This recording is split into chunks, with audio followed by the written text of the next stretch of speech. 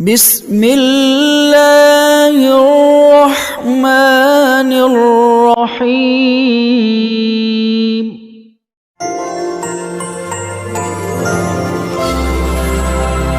السلام علیکم ورحمۃ اللہ وبرکاتہ۔ الحمد للہ رب العالمین والعاقبۃ للمتقین، والصلاة والسلام علی اشرف الانبیاء والمرسلین وعلی آلہ واصحابہ اجمعین، اما بعد فاعوذ باللہ من الشیطان الرجیم، بسم اللہ الرحمن الرحیم۔ یا ایہا الذین آمنوا اتقوا اللہ وابتغوا الیہ الوسیلہ وجاہدوا فی سبیلہ لعلکم تفلحون۔ صدق اللہ المولانا العظیم وبلغنا رسولہ النبی الکریم، ونحن علی ذلک لمن الشاہدین والشاکرین والحامدین والحمد للہ رب العالمین۔ ان اللہ وملائکتہ یصلون علی النبی یا ایہا الذین آمنوا صلوا علیہ وسلموا تسلیما۔ اللہم صلی علی سیدنا مولانا محمد معدن الجود والکرم وآلہ وصحبہ وبارک وسلم، صلاۃ وسلاما علیک یا رسول اللہ صلی اللہ تعالی علیہ وسلم۔ آج ہم اور آپ نماز جمعہ ادا کرنے کے لیے اس مسجد میں حاضر آئے، رب قدیر ہماری حاضری کو قبول فرمائیں، جمعہ کی برکتوں سے مالا مال فرمائیں۔ ہم جو عبادت کر اللہ اپنے حبیب صلی اللہ تعالیٰ علیہ وسلم کے صدقے میں ہماری عبادتوں کو قبول فرمائیں۔ جمعہ کے صدقے میں پروردگار عالم ہم تمام مسلمان کی جان، مال، عزت، آبرو، دکان مکان کی حفاظت فرمائیں۔ شریعت مطہرہ پر صحیح معنوں میں چلنے کے اللہ ہم سب کو توفیق عطا فرمائیں۔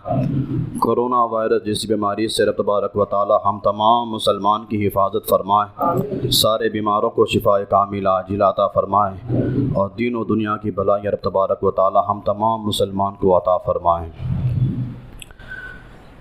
اللہ تعالیٰ قرآن مجید میں ارشاد فرماتا ہے، چھٹا پارہ ہے، سورہ مائدہ ہے، یا ایھا الذین آمنوا اتقوا اللہ وابتغوا الیہ الوسیلہ۔ اے ایمان والو، اللہ سے ڈرو اور اس کی راہ میں کوئی وسیلہ تلاش کرو۔ وجاہدوا فی سبیلہ، اور اس کی راہ میں جہاد کرو، لعلکم تفلحون، اس امید پر کہ تم کامیاب ہو جاؤ۔ آیت میں اللہ تبارک و تعالیٰ نے 3 حکم دیے ہیں۔ ایمان والو، اللہ سے ڈرو، یہ حکم ہے ایمان والوں کے لیے۔ ایمان والو، اللہ سے ڈرو، ڈرنے کے بعد اب اس کی راہ میں کوئی وسیلہ تلاش کرو۔ وسیلہ اللہ کی بارگاہ کا قرب حاصل کرنے کے لیے جس چیز کو بنایا جاتا ہے اسے وسیلہ کہا جاتا ہے۔ کون سا ایسا کام جس سے اللہ کا قرب مل جائے، اللہ کی بارگاہ میں بندہ اور قریب ہو جائے، اس کو وسیلہ کہا جاتا ہے۔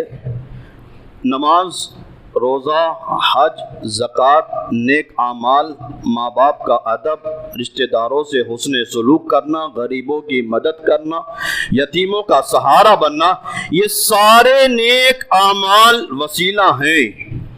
یہ سارے نیک اعمال وسیلہ ہیں۔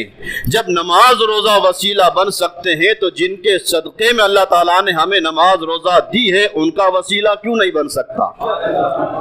اس نبی پاک صلی اللہ تعالیٰ علیہ وسلم کا وسیلہ کیوں ہمارے کام نہیں آ سکتا؟ مظفر وارسی نے کہا تھا کہ چلے نہ قدم 2 قدم ایماں بھی اگر تیرا ہم سفر نہ ٹھہرے۔ چلے نہ ایماں 2 قدم بھی، چلے نہ ایماں 2 قدم بھی اگر تیرا ہم سفر نہ ٹھہرے، اور اگر تیرا وسیلہ نہ دیا جائے تو یہ زندگی معتبر نہ ٹھہرے۔ اگر تیرا وسیلہ دیا نہ جائے تو یہ زندگی معتبر نہ ٹھہرے، اور تو سایہ حق کا پہن کے آیا، تو سایہ حق کا پہن کر آیا، اور تیرا ہر ایک زمانے نے پایا سایہ۔ تو سایہ حق کا بن کر آیا، ہر ایک زمانے نے تیرا پایا سایہ۔ تیری نظر ہر کسی پر، تیری نظر ہر کسی پر لیکن کسی کی نظر تجھ پہ نہ ٹھہرے، لیکن کسی کی نظر تجھ پہ نہ ٹھہرے، اور لبوں پر ایاک نستعین ہے۔ ہم پورے دن میں جتنی نماز پڑھتے ہیں، ہر نماز کی ہر رکعت میں پڑھتے ہیں ایاک نعبد و ایاک نستعین، اے اللہ ہم تیری ہی عبادت کرتے ہیں اور تجھی سے مدد مانگتے ہیں۔ بولو پڑھتے ہیں کہ نہیں؟ مظفر وارسی نے کہا تھا لبوں پر ایاک نستعین ہے اور اس عقیدے پر بھی میرا یقین ہے، لبوں پر ایاک نستعین ہے اور اس عقیدے پر بھی میرا یقین ہے، اگر تیرے وسیلے سے میں مانگوں، اگر تیرے وسیلے سے میں مانگوں تو میری ہر دعا اثردار ٹھہرے، اگر تیرے وسیلے سے مانگوں تو میری ہر دعا اثردار ٹھہرے، اور عقیدت بندگی کی راہیں مدینہ طیبہ سے ہو کے گزرے، عقیدہ بندگی کی راہیں مدینہ طیبہ سے ہو کر گزرے، ملے اس شخص کو خدا بھی جو تیری دہلیز سے گزرے، ملے اس شخص کو خدا بھی جو تیری دہلیز سے ٹھہرے۔ اور کسی شاعر نے کہا تھا مل نہیں سکتا خدا ان کا وسیلہ چھوڑ کر، مل نہیں سکتا خدا ان کا وسیلہ چھوڑ کر، ممکن نہیں کوئی چھت پہ چڑھے زینہ چھوڑ کر، ممکن نہیں کوئی چھت پہ چڑھے زینہ چھوڑ کر۔ اور اعلیٰ حضرت نے تو کمال کر دیا، اعلیٰ حضرت فرماتے ہیں بخدا خدا کا یہی ہے در، بخدا خدا کا یہی ہے در، نہیں اور کوئی مفر مکر، جو وہاں سے ہو یہیں آ کے ہو، جو وہاں سے ہو یہیں آ کے ہو، جو یہاں نہیں وہ وہاں نہیں، جو یہاں نہیں وہ وہاں نہیں۔ سرکار صلی اللہ تعالیٰ علیہ وسلم کو ہم اس طرح مانے جیسا اللہ نے ہمیں حکم دیا ہے، سرکار کی ذات پر ہم ایسا عقیدہ رکھیں، ایسا یقین رکھیں جیسا اللہ نے ہمیں حکم دیا ہے۔ اور مختصر الفاظ میں بتاؤں تو اعلیٰ حضرت نے کہا تھا کہ سرکار کو اس طرح جانو کہ انہیں جانا انہیں مانا نہ رکھا غیر سے کام، انہیں جانا انہیں مانا نہ رکھا غیر سے کام، للہ الحمد میں دنیا سے مسلمان گیا۔ اور وسیلہ وصل مولا چاہتے ہو تو وسیلہ ڈھونڈ لو، وصل مولا چاہتے ہو تو وسیلہ ڈھونڈ لو، بے وسیلہ نجدیو ہرگز خدا ملتا نہیں، بغیر وسیلے کے خدا بھی نہیں ملتا۔ اگر بغیر وسیلے کے انسان دنیا میں آ نہیں سکتا، مگر جو لوگ وسیلے کا انکار کرتے ہیں، چھٹے پارے کی اس آیت پر غور کرے، اللہ نے حکم دیا ہے ایمان والوں کو کہ ایمان والوں اللہ سے ڈرو اور اس کی راہ میں کوئی وسیلہ تلاش کرو۔ اب جو لوگ وسیلے کا سرے سے انکار ہی کرتے کہ نہیں ہم وسیلے کو نہیں مانتے، ہم وسیلہ نہیں اختیار کریں گے، ان سے جا کر کہہ دو کہ بغیر وسیلے کے تم دنیا میں آئے نہیں، بغیر وسیلے کے اس دنیا سے تم قبرستان جا نہیں سکتے، تو بیچ والی زندگی بغیر وسیلے کے کیسے گزار سکتے ہو؟ سارے نیک اعمال وسیلہ ہیں، پہلے میں نے بتایا کہ سارے نیک اعمال وسیلہ ہیں، لیکن ان سارے نیک اعمال میں اللہ کی بارگاہ میں سب سے اگر کوئی بڑا وسیلہ ہے تو رسول پاک کی ذات ہے، سرکار کی ذات اللہ کی بارگاہ میں سب سے بڑا وسیلہ ہے۔ نماز روزہ وسیلہ ہے، اس پر ہمارا یقین ہے، اور نیک اعمال وسیلہ ہے، اس پر ہمارا یقین ہے، لیکن ہم نے جو نمازیں پڑھی ضروری نہیں کہ وہ اللہ کی بارگاہ میں قبول ہو، روزے رکھے، حج کیے، زکوٰۃ دیے اور نیک اعمال کیے، ضروری نہیں کہ وہ سارے نیک اعمال اللہ کی بارگاہ میں قبول ہوں، لیکن جس ذات کو ہم وسیلہ بناتے ہیں وہ سرکار صلی اللہ تعالیٰ علیہ وسلم اللہ کی بارگاہ میں ہر وقت قبول ہے۔ اعلیٰ حضرت فرماتے ہیں میں تو مالک ہی کہوں گا کہ ہو مالک کے حبیب، یعنی محبوب اور محب میں نہیں میرا تیرا، ہم بغیر وسیلے کے آئے نہیں، بغیر وسیلے کے جا نہیں سکتے، تو بیچ والی زندگی بغیر وسیلے کے کیسے؟ ہم دنیا میں آئے وسیلے مصطفیٰ کے ذریعے، اس دنیا میں آئے سرکار کے وسیلے سے، اگر سرکار کا وسیلہ نہ ہوتا تو ہم دنیا میں نہ آ سکتے، یہ دنیا کی رنگینیاں ہماری آنکھوں کے سامنے نہ آتی، ہم دنیا میں آ بھی نہ سکتے، پیدا بھی نہ ہو سکتے، اگر ہم سب کے باپ ابو البشر حضرت آدم علیہ السلام نے ہمارے نبی اکرم کو وسیلہ نہ بنایا ہوتا، سرکار کو اگر وسیلہ نہ بنایا ہوتا، وہ حدیث آپ نے سنی ہوگی، حضرت آدم جب جنت میں تھے ایک اجتہادی لغزش، اور اسی ایک اجتہادی لغزش میں اللہ کی کروڑوں حکمتیں چھپی ہوئی۔ اگر حضرت آدم سے جنت میں وہ اجتہادی لغزش نہ ہوتی تو حضرت آدم جنت سے زمین پر نہ آتے، حضرت آدم جنت سے زمین پر نہ آتے تو ہم بھی پیدا نہ ہوتے۔ وہ ایک اجتہادی لغزش جنت میں جو حضرت آدم علیہ السلام سے ہوئی، اس میں اللہ کی بے شمار رحمتیں اور اس کے راز چھپے ہوئے تھے۔ حضرت آدم سے وہ اجتہادی لغزش ہوئی، حضرت آدم جنت سے زمین کی طرف بھیج دیے گئے، 300 سال تک روتے رہے۔ کتنے سال؟ 300 سال تک۔ ہم بھی گناہ کرتے ہیں، کبھی ہم نے 3 منٹ بھی اللہ کی راہ میں آنسو بہائے؟ سچا آدمی وہی ہے جو آدم کی بات کو مانے، سچا آدمی وہی ہے جو آدم کی بات کو مانے، اور وہ آدمی ہی نہیں جو آدم کے نقش قدم پہ نہ چلے۔ حضرت آدم نے اس دنیا میں آنے کے بعد 300 سال تک اللہ کی بارگاہ میں آنسو بہائے۔ نہ فرماتا ہے قرآن کے پہلے پارے میں فَتَلَقَّى آدَمُ مِن رَبِّهِ كَلِمَاتٍ فَتَابَ عَلَيْهِ۔ 300 سال تک حضرت آدم جب رونے لگے، 300 سال تک روتے رہے، 300 سال کے بعد رب فرماتا ہے کہ ہم نے آدم کے دل پر کچھ الفاظ نازل فرمائے، آدم کے دل پر کچھ الفاظ نازل فرمائے۔ جب وہ الفاظ حضرت آدم کے دل پر نازل ہوئے اور حضرت آدم نے وہی الفاظ اپنی زبان سے ادا کیے، رب فرماتا ہے فَتَابَ عَلَيْهِ۔ جب آدم نے وہ الفاظ اپنی زبان سے ادا کیے، رب فرماتا ہے میں نے ان کی توبہ کو قبول فرما لیا۔ اب کون سے الفاظ؟ حدیث کے الفاظ ہیں، لَمَّا اخْتَلَفَ آدَمَ بَيْنَ الْخَطِيَّةِ۔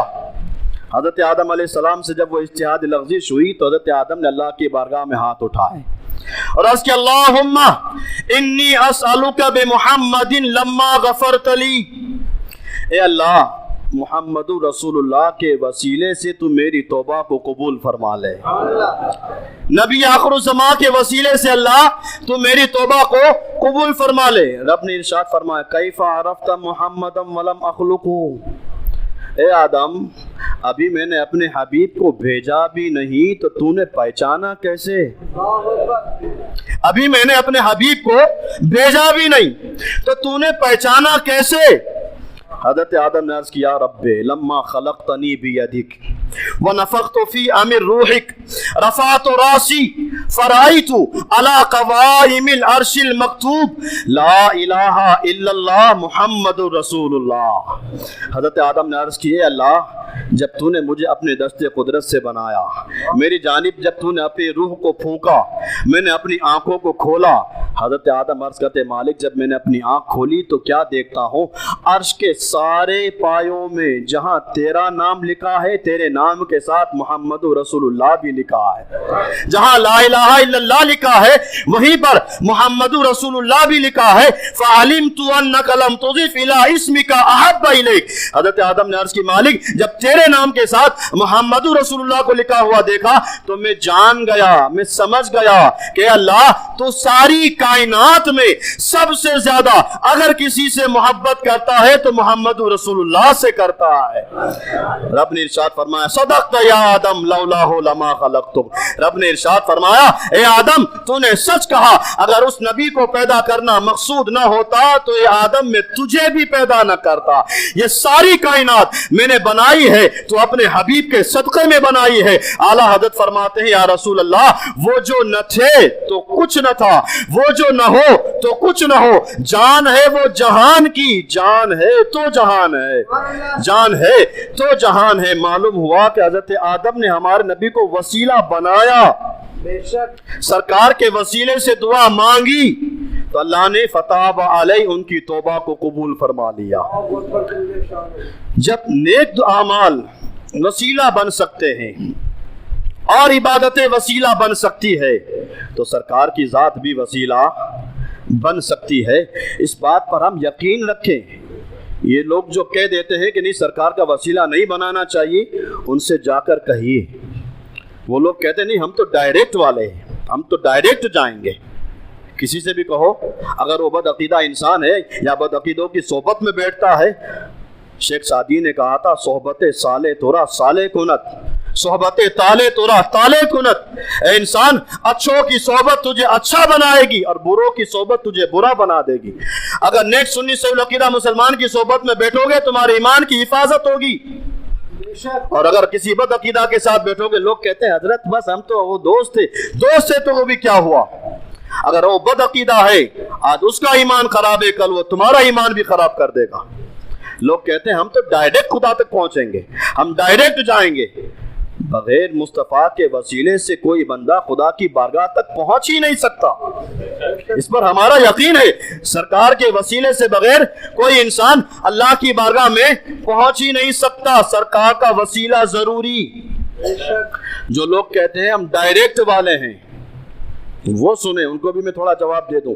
ڈائریکٹ والے جتنے ہیں، یاد رکھیے گا جب کوئی انسان نیچے سے اوپر جاتا ہے تو ڈائریکٹ جا ہی نہیں سکتا۔ نیچے سے اوپر جانے والا ڈائریکٹ جا ہی نہیں سکتا، یا تو اسے سیڑھی سے چڑھنا پڑے گا، یا لفٹ سے جانا پڑے گا، ایئر کرافٹ سے جانا پڑے گا، ہیلی کاپٹر سے جانا پڑے گا، کسی نہ کسی دنیاوی آلے کا استعمال کر کے پھر وہ انسان نیچے سے اوپر چھت پر جا سکتا ہے۔ ممکن ہی نہیں کوئی انسان نیچے سے چھت پر جائے بغیر کوئی وسیلے کے۔ بولے ہے کوئی وسیلہ ایسا؟ ڈائریکٹ کوئی جا سکتا ہے؟ نیچے سے اوپر جانے والا بغیر وسیلے کے جا ہی نہیں سکتا۔ ہاں ایک سفر ایسا ہے، ایک راستہ ایسا ہے کہ وہاں وسیلے کی کوئی ضرورت نہیں۔ اور سے سنیے گا، نیچے سے اگر کسی کو اوپر جانا ہے وسیلے کی ضرورت، اگر اوپر سے کسی کو نیچے آنا ہے کوئی وسیلے کی ضرورت نہیں۔ اگر یہاں سے زمین سے چھت پر جانا ہے سیڑھی کی ضرورت، لفٹ کی ضرورت، کسی نہ کسی چیز کی ضرورت۔ اب اگر کوئی انسان چھت پہ کھڑا ہے، اس کو نیچے آنا ہے، اور اگر وہ کہے کہ نہیں میں سیڑھی سے نہیں، لفٹ سے نیچے نہیں آؤں گا، ڈائریکٹ مجھے جانا ہے، دھکا دے دو فوراً نیچے۔ اب اگر کوئی کہے کہ میں ڈائریکٹ جاتا ہوں تو سمجھ لینا وہ نیچے سے اوپر نہیں، اوپر سے نیچے آ رہا ہے۔ اب اگر کوئی کہے کہ میں ڈائریکٹ جاتا ہوں تو وہ نیچے سے اوپر نہیں، اوپر سے نیچے آ رہا ہے۔ اور ہم وسیلے والے ہیں، کبھی شاہ عالم کو وسیلہ بناتے ہیں، کبھی غوث پاک کو وسیلہ بناتے ہیں، کبھی غریب نواز کو وسیلہ بناتے ہیں، کبھی چار یار کو وسیلہ بناتے ہیں، کبھی سرکار کو وسیلہ بناتے ہیں، اور ان اللہ والوں کا وسیلہ بناتے بناتے ایک وقت وہ آتا ہے کہ اللہ کی بارگاہ تک پہنچ جاتے ہیں۔ بے وسیلہ نجدیو ہرگز خدا ملتا نہیں، بے وسیلہ نجدیو ہرگز خدا ملتا نہیں۔ وسیلے کی اہمیت ہے ہمارے اسلام میں۔ اسلام نے ہمیں حکم دیا ہے کہ وسیلہ اختیار کرو، وسیلہ تلاش کرو۔ اور آج انسان نے اپنی دنیاوی زندگی میں تو ہر چیز کو وسیلہ بنایا ہے۔ بولو انسان، اچھا جو لوگ وسیلے کا انکار کرتے ہیں وہ بھی گھر میں اپنی بیوی سے کھانا مانگتے ہیں کہ نہیں؟ اپنے بیٹے سے پانی مانگتے ہیں کہ نہیں؟ وہاں بھی تو انہیں کہنا چاہیے تھا کہ مجھے پیاس لگی ہے، پانی ڈائریکٹ میرے پیٹ میں آ جائے۔ بھوک لگی ہے، سارا کھانا ڈائریکٹ میرے منہ میں آ جائے۔ اچھا سارا وسیلہ چھوڑو، کھانا سامنے رکھا ہو، پلیٹ سامنے ہو، جب تک ہاتھ کو وسیلہ نہ بناؤ یہ نیوالا ہمارے منہ میں آ سکتا ہے؟ جب سامنے کھانا رکھا ہو بغیر وسیلے کے کھانا پیٹ میں نہیں آ سکتا، منہ میں نہیں آ سکتا، تو پھر سرکار کی وسیلے کے بغیر یہ زندگی کامیاب کیسے ہو جائے گی؟ وسیلے کا تصور اسلام میں ہے، وسیلہ اختیار کرو۔ رب نے فرمایا ہے کہ میری راہ میں، میری بارگاہ میں قرب حاصل کرنے کے لیے وسیلہ تلاش کرو۔ اب اگر کوئی انسان وسیلے کا انکار کرتا ہے تو وہ قرآن کی اس آیت کا انکار کرتا ہے۔ اور علماء کا قانون ہے، شریعت کا قانون ہے کہ کوئی انسان اگر قرآن کا ایک آیت، ایک حرف یا ایک زبر زیر کا انکار کرے وہ اسلام سے خارج ہے۔ اب جو وسیلے کا انکار کرتے ہیں وہ جا کر پہلے اپنے ایمان کی خیر لے، ان کا ایمان بچا یا نہیں۔ وسیلے کا تصور ہے، وسیلہ ہر دور میں تھا اور ہر دور کے لوگ وسیلہ اختیار کرتے تھے۔ یاد سے 200-250 سال ہوئے ہیں جو لوگ پیدا ہوئے ہیں جو وسیلے کا انکار کرتے ہیں۔ سرکار نے خود ارشاد فرمایا کہ میرے وسیلے سے دعا مانگو۔ حضرت عثمان بن حنیف رضی اللہ عنہ فرماتے جو صحابی رسول ہیں، وہ فرماتے میں سرور عالم صلی اللہ تعالی علیہ وسلم کی بارگاہ میں بیٹھا تھا۔ وہ صحابی فرماتے میں سرکار کی بارگاہ میں بیٹھا تھا، اور بھی صحابہ موجود تھے۔ ایک صحابی جو آنکھوں کی روشنی ان کے پاس نہیں تھی، وہ نابینا تھے۔ حضرت عثمان بن حنیف فرماتے وہ نابینا صحابی سرکار کی بارگاہ میں آئے اور آ کر عرض کیا رسول اللہ میری آنکھوں کی روشنی نہیں، میں نابینا ہوں، آپ میرے لیے دعا کر دیجیے اللہ مجھے میری آنکھوں کی روشنی واپس کر دے۔ ان صحابہ کا عقیدہ تو دیکھو، وہ صحابہ جن کو جب جس چیز کی ضرورت پڑتی تھی کہیں نہیں جاتے تھے، ڈائریکٹ مصطفیٰ کی بارگاہ میں آتے تھے۔ حضرت ابو ہریرہ دماغ کمزور ہے، بارگاہ رسالت میں آ کر عرض کرتے ہیں یا رسول اللہ انی کنت اسمع منکن حدیثا کثیرا فانساہ، یا رسول اللہ میں آپ سے بہت ساری چیزیں سنتا ہوں لیکن بھول جاتا ہوں۔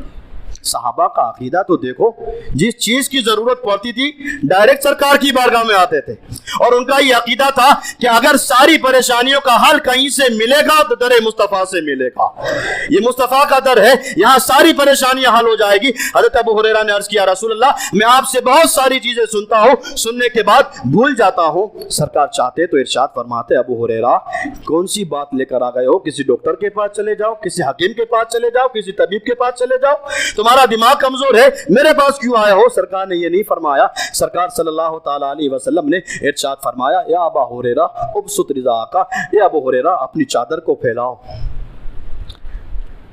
مرض دیکھیے اور علاج دیکھیے، مانگیں گے مانگے جائیں گے، منہ مانگی پائیں گے۔ سرکار میں نہ لاہے نہ حاجت اگر کی ہے، مرض الگ ہے، سرکار علاج الگ بتا رہے ہیں۔ آنے والے صحابی عرض کرتے ہیں یا رسول اللہ میں سنتا ہوں، سننے کے بعد بھول جاتا ہوں، میرا دماغ بہت کمزور ہے۔ سرکار نے کیا فرمایا؟ ابو ہریرہ اپنی چادر پھیلاؤ۔ حضرت ابو ہریرہ صحابی رسول تھے، وہابی نہیں، وہ صحابی تھے، ان کا عقیدہ تھا کہ نبی اکرم الزمان صلی اللہ تعالی علیہ وسلم ہے، انہوں نے جیسا کہا ویسا کریں گے تو ہی اللہ رحمتوں کی بارش بھیجے گا، تو ہی اللہ کرم فرمائے گا۔ حضرت ابو ہریرہ نے چادر بچھا دی، فبسطتہ، چادر بچھ گئی، سرکار نے اپنے دونوں ہاتھ کو چلو کے مانند بنایا، کچھ اٹھایا اور اسی چادر میں ڈال دیا۔ ایسے سرکار نے چلو بنایا، جو چادر بچھی ہوئی تھی اس میں ڈال دیا۔ ڈالنے کے بعد سرکار صلی اللہ تعالی علیہ وسلم نے ارشاد فرمایا ابو ہریرہ اب اسی چادر کو اٹھاؤ اپنے سینے سے لگا لو، اس چادر کو اٹھاؤ اپنے سینے سے لگا لو۔ فضممت، حضرت ابو ہریرہ فرماتے میں نے اس چادر کو اٹھایا اپنے سینے سے لگایا، فما نسیت بعد شیء قط، حضرت ابو ہریرہ فرماتے وہ چادر جیسے ہی میں نے اپنے سینے سے لگائی مرتے دم تک کوئی بات بھی نہیں بھولا۔ اعلیٰ حضرت فرماتے مالک کونین ہے، وہ پاس اپنے کچھ رکھتے نہیں، مالک کونین ہے، وہ پاس اپنے کچھ رکھتے نہیں، دونوں جہاں کی نعمت ہیں ان کے خالی ہاتھ میں، دونوں جہاں کی نعمتیں ہیں ان کے خالی ہاتھ میں۔ صحابہ کا عقیدہ تھا کہ ساری پریشانیوں کا حل در مصطفیٰ پر۔ حضرت عثمان بن حنیف فرماتے ہم لوگ بیٹھے تھے، ایک نابینا صحابی آئے اور آ کر عرض کیا رسول اللہ میری آنکھوں کی روشنی زائل ہو گئی ہے، میں نابینا ہو چکا ہوں، یا رسول اللہ آپ میرے لیے دعا فرما دیجئے اللہ مجھے میری آنکھوں کی روشنی واپس کر دے۔ سرور عالم صلی اللہ تعالی علیہ وسلم نے سننے کے بعد ارشاد فرمایا اے میرے صحابی اگر تو چاہے تو صبر کر، اگر تو چاہے تو صبر کر، اس صبر پر اللہ تجھے جنت عطا فرمائے گا۔ اگر تو چاہے تو صبر کر، اس صبر پر اللہ تجھے جنت عطا فرمائے گا، اور چاہے تو میں دعا کر دوں اللہ تیری آنکھوں کی روشنی واپس کر دے۔ یا تو صبر کر، نابینا رہے، اس بات پر اللہ تجھے جنت عطا فرمائے گا، اور اگر چاہے تو میں تیرے لیے دعا کر دوں۔ صحابی کا جواب سنو، ایمان تازہ ہو جائے گا۔ سرکار نے فرمایا پہلے کیا تو صبر کر، نابینا ہی رہے، اور اگر تو ایسا چاہے تو میں دعا کر دوں اللہ تیری آنکھوں کی روشنی واپس کر دے۔ وہ صحابی تھے، انہوں نے عرض کی یا رسول اللہ آپ دعا کر دیجئے، آپ دعا کریں گے اللہ مجھے آنکھوں کی روشنی عطا فرمائے گا، میری آنکھوں کی روشنی آئے گی، ہمیشہ سرکار میں آپ کے چہرے والضحیٰ کا دیدار کرتا رہوں گا، اور آپ کے چہرے والضحیٰ کا دیدار کرتا رہوں گا، دنیا بھی آباد آخرت بھی آباد، دنیا میں آپ کا چہرہ دیکھتا رہوں گا، اور جب آپ کا چہرہ دیکھوں گا تو اللہ مجھے جنت بھی عطا فرما دے گا، آپ کا چہرہ دیکھوں گا تو اللہ مجھے جنت بھی عطا فرمائے گا۔ یعنی دونوں چیز، یا رسول اللہ جنت تو ملے گی، آپ کا دیدار بھی تو ہو جائے، میں بھی تو کہہ سکوں کہ اس دنیا میں نے سرکار کا چہرے والضحیٰ کو دیکھا ہے، سرکار کی زیارت کی ہے۔ سرور عالم صلی اللہ تعالی علیہ وسلم نے علاج بتایا۔ سرکار نے ارشاد فرمایا، اے میرے صحابی اچھی طرح سے وضو کر، اچھی طرح سے وضو کر، مسجد جا، 2 رکعت نفل نماز پڑھ، اور 2 رکعت نفل نماز پڑھنے کے بعد اللہ کی بارگاہ میں ہاتھ اٹھا اور عرض کر، اللہم انی اسألوک بمحمد نبی الرحمہ۔ سرکار فرماتے ہیں اس صحابی سے جا، وضو کر، نماز پڑھ اور رب کی بارگاہ میں ہاتھ اٹھا اور اس طرح عرض کر، اے اللہ میں نبی آخر الزمان صلی اللہ تعالی علیہ وسلم کو وسیلہ بناتا ہوں جس کو تو نے ہمارے لیے رحمت للعالمین بنا کے بھیجا، اس نبی پاک کو وسیلہ بناتا ہوں جس کو تو نے ہم سب کے لیے، سارے عالموں کے لیے رحمت بنا کر بھیجا ہے۔ ان کے وسیلے سے میں دعا کرتا ہوں، اے اللہ ان کے وسیلے سے تم میری آنکھوں کی روشنی واپس کر دے، سرکار کے وسیلے سے تم میری آنکھوں کی روشنی واپس کر دے۔ حضرت عثمان بن حنیف فرماتے ہیں وہ صحابی تو چلے گئے، وضو کیا، انہوں نے نماز پڑھی، دعا کی۔ حضرت عثمان بن حنیف فرماتے ہیں ہم سرکار کی بارگاہ میں بیٹھے ہی تھے، فرماتے ہیں چند منٹوں کے بعد ہم نے کیا دیکھا، وہی صحابی جب آئے تھے تو نابینا تھے، اور جب سرکار نے بھیجا انہوں نے جا کے وضو کیا، نماز پڑھی اور سرکار کے وسیلے سے دعا کی۔ حضرت عثمان بن حنیف فرماتے وہی صحابی جب دعا کرنے کے بعد واپس سرکار کی بارگاہ میں آئے تو اللہ نے ان کی آنکھوں کی روشنی عطا فرما دی تھی۔ سرکار کے وسیلے سے اس صحابی کی آنکھوں کی روشنی آ سکتی ہے تو ہم سرکار کے وسیلے سے دعا مانگے تو اللہ ہماری دعا قبول نہیں کر سکتا؟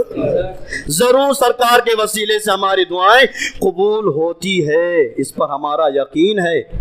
اور سرکار کا وسیلہ تو سرکار کا وسیلہ سیدنا فاروق اعظم رضی اللہ تعالیٰ عنہ کے خلافت کے دور میں قحط سالی کا زمانہ آیا۔ قحط سالی اتنی آ گئی کہ پانی بھی ختم، اناج بھی ختم، انسان تو انسان، جانور بھی بھوک کی وجہ سے مرنے لگے۔ کچھ لوگ حضرت فاروق اعظم کی بارگاہ میں آئے اور آ کر عرض کہ امیر المومنین قحط سالی کا زمانہ ہے، سارے انسان بھوک کی وجہ سے تڑپ رہے ہیں، یہاں تک کہ جانور مر رہے ہیں، کیا کیا جائے؟ سیدنا فاروق اعظم نے ارشاد فرمایا قحط سالی ہے، کوئی بات نہیں، گھبرانے کی بات نہیں، چلو در مصطفیٰ پہ۔ جب سرکار باقاعدہ حیات تھے، اس زمین کے اوپر تھے، تبھی سرکار کے وسیلے سے دعا مانگتے تھے، اور آج سرکار صلی اللہ تعالیٰ علیہ وسلم اپنی مزار اقدس میں آرام کر رہے ہیں۔ تو زندہ ہے واللہ، تو زندہ ہے واللہ، میری چشم عالم سے چھپ جانے والے۔ سیدنا فاروق اعظم فرماتے ہیں آج چلو سرکار کے در پر جاتے ہیں اور سرکار کے وسیلے سے دعا مانگتے ہیں، یہ بھی حدیث کے الفاظ ہیں۔ سیدنا فاروق اعظم اپنے کچھ ساتھیوں کو لے کر بارگاہ مصطفیٰ میں مواضع شریف میں روضہ اقدس پر حاضر ہوئے اور رب کی بارگاہ میں عرض کیا، اللہ رسول اکرم صلی اللہ علیہ وسلم کو وسیلہ بنا کر میں تیری بارگاہ میں عرض کرتا ہوں، یا اللہ سرکار کے وسیلے سے ہم پر بارش نازل فرما۔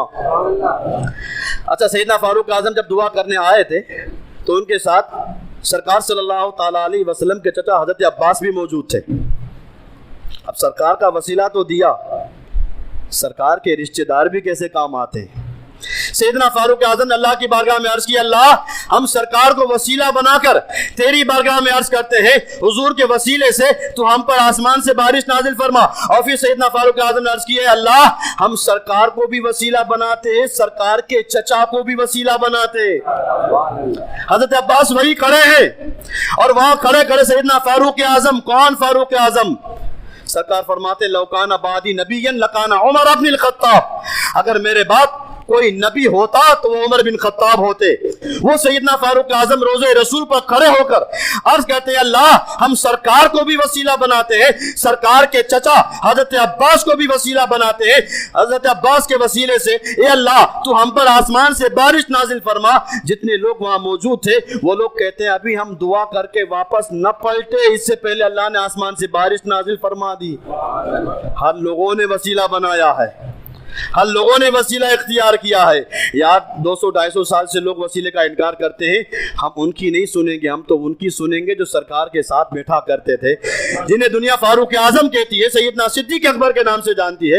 اور ساری بات ایک طرف, قرآن پڑھے اللہ کا, اللہ فرماتا ہے اے ایمان والو اللہ سے ڈرو اور اس کی راہ میں کوئی وسیلہ تلاش کرو. میں نے پہلے بھی بتایا کہ سارے نیک اعمال وسیلہ ہیں, سارے نیک اعمال اللہ کی بارگاہ کا قرب حاصل کرنے کے لیے وسیلہ بن سکتے ہیں, لیکن ان سارے اعمال میں اگر ہمیں وسیلہ اختیار کرنا ہے, رب کی بارگاہ کا قرب حاصل کرنا ہے, تو رب کی بارگاہ کا قرب اس بندے کو اسی وقت حاصل ہو سکتا ہے جب وہ اپنی دعا میں سرکار کو وسیلہ بنائے گا. اور جو انسان سرکار کو وسیلہ بنائے گا, دنیا مانگے گا اللہ اسے دنیا دے گا, آخرت مانگے گا اللہ اسے آخرت عطا فرمائے گا. اللہ تعالی ہمیں مسلک اعلیٰ حضرت پر استقامت کی توفیق عطا فرمائے اور ہمیں سرکار صلی اللہ تعالی علیہ وسلم کے وسیلہ مانگنے والوں کی فہرست میں رکھے. سرکار کی شفاعت اللہ تعالی ہم تمام مسلمان کو عطا فرمائے. اللہ تعالی ہماری حاضری کو قبول فرمائے. اور ابھی چاند شہید بابا کا عرس ہے, شباب ہوٹل کے بازو میں جو مزار ہے حضرت چاند شہید بابا کا, وہاں منگل بدھ جمعرات 3 دن تک پروگرام ہے. تقریری خطابات ہوں گے, بڑے بڑے وقت کے علماء حضرات آ کر اپنا خطاب کریں گے. آپ حضرات اس پروگرام میں شرکت فرمائیں. وآخر دعوانا ان الحمد للہ رب العالمین.